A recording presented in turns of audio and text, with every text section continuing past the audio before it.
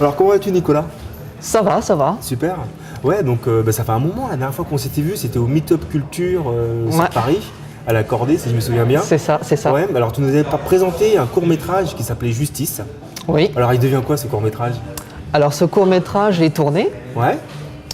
il est monté. Mhm. Ah, super. Voilà, du coup là je m'attaque à la partie son. Mhm. Tout ce qui est montage son, mixage, sound design, etc. Mhm.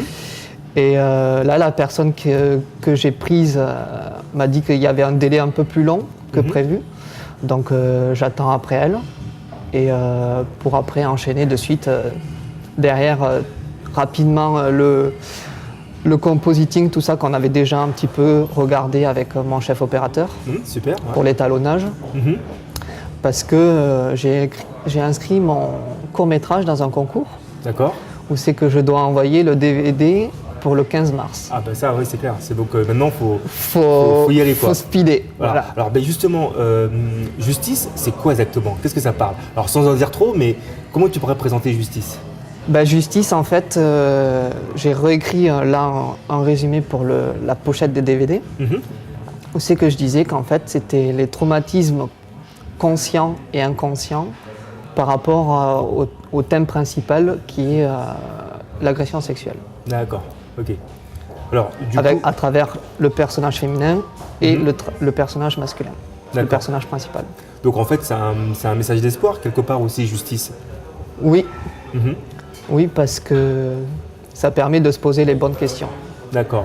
Alors, ben, on l'a compris, tu es réalisateur. Voilà. Donc là, tu es en train d'écrire un autre projet, si j'ai bien compris, si j'ai vu. Tu peux nous en parler?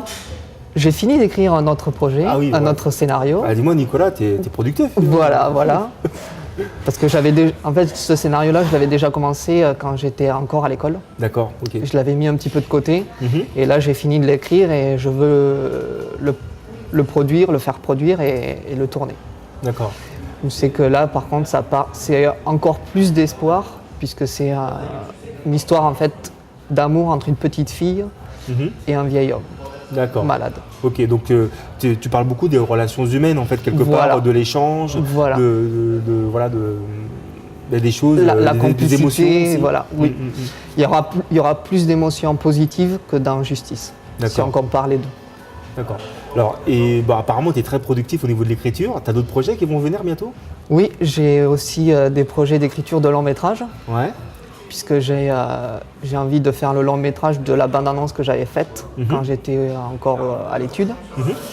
J'ai un projet de long métrage aussi que j'ai en rapport avec la société de coaching que je suis, Mhm. où c'est que, pareil, il y a des rapports humains, etc., assez forts. J'avais rencontré aussi quelqu'un pendant le casting, où c'est qu'elle m'avait raconté son histoire qui m'avait beaucoup touché, et du coup, je vais en faire un film aussi. Mhm.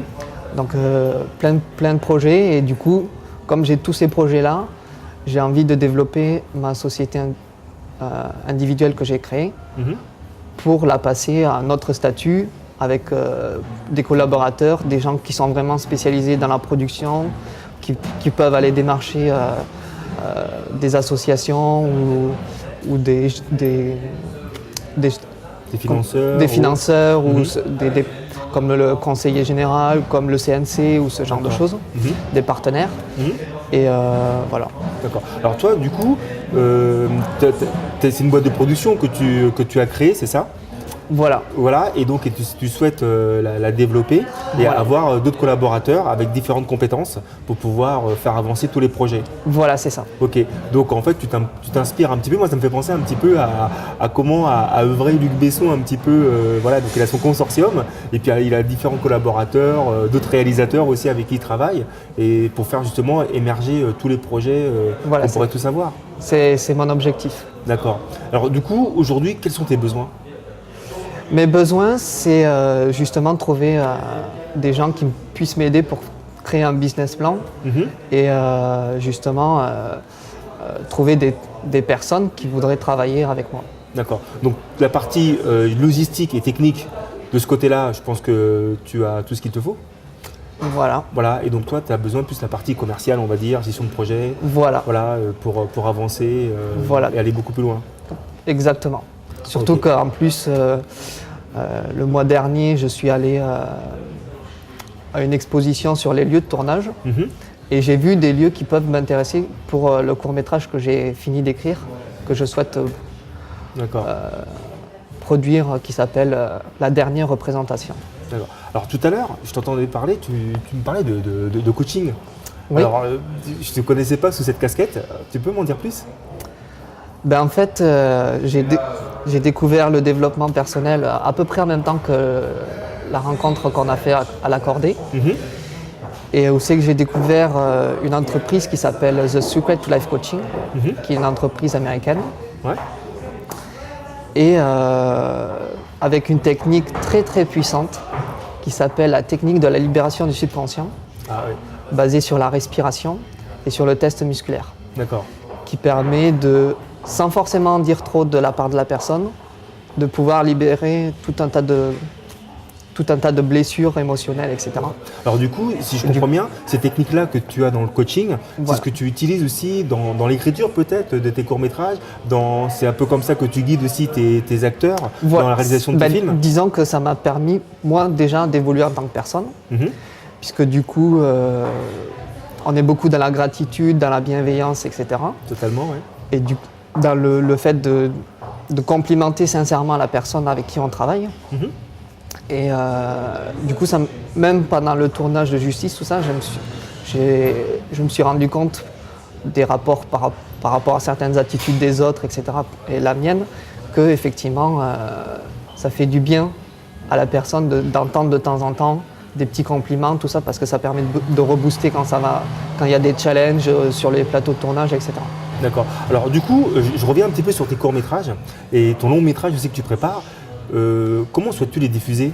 Tu vas les mettre sur une plateforme, maintenant avec les nouvelles technologies, on a le web, tout ça, ou ça va être vraiment une distribution, essayer de les mettre dans des cinémas d'art et d'essai, choses comme ça?